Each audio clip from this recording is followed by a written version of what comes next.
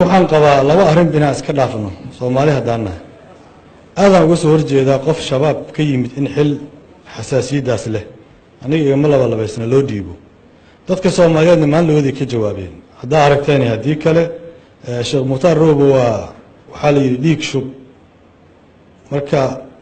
falceliskii ka yimid waa aragteen soo aha sababtoo ah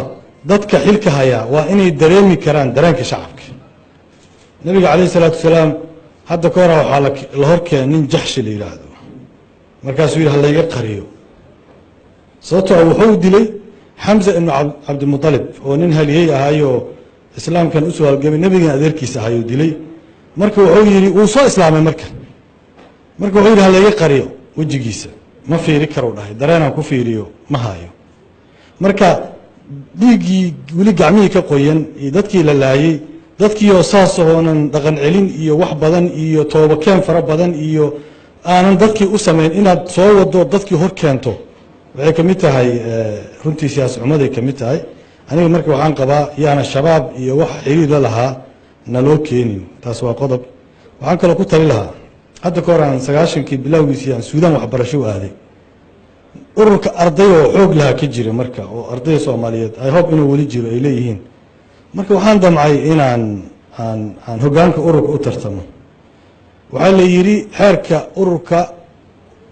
ka mamnuucay inaad tartanto maxaa dhacaan yiri hal sano waa inaad Suudaan joogtaa la yiri Soomaaliya waxaan kula talinaa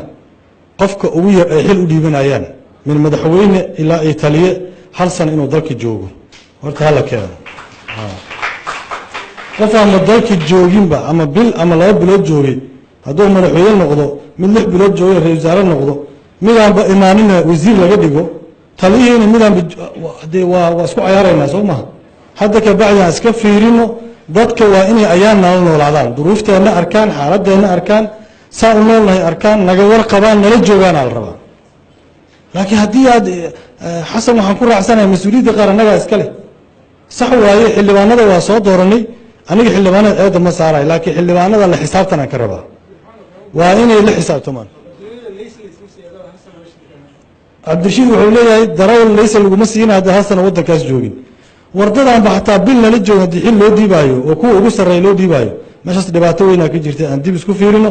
baarlamaankii aqalka sare la xisaabtan ka rabnaa xaaladda waa kulushahay meel lagu harsado malaha waxaan ka rabnaa waa la xisaabtan oo si lilaahiya laakiin qooto iyo luqul isku dhuumanaay baashi iyo shukaansi waa soo dhaaftay la xisaabtankaas aan ka rabnaa waa maasintii